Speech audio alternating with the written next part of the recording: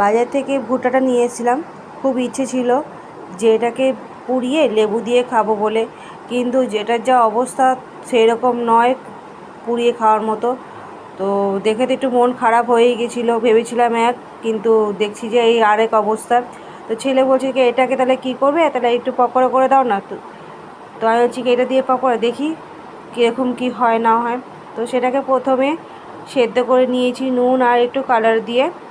তারপর তার মধ্যে দিয়ে দিয়েছি একটা আলু, আমি ঘষে নিয়েছি।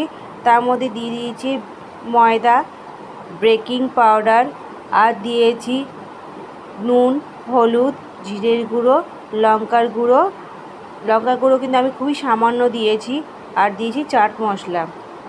তারপর আমি ঠিক পকোড়া সাইজে গরম তেলের মধ্যে একটা একটা করে ছেড়ে দিয়েছি।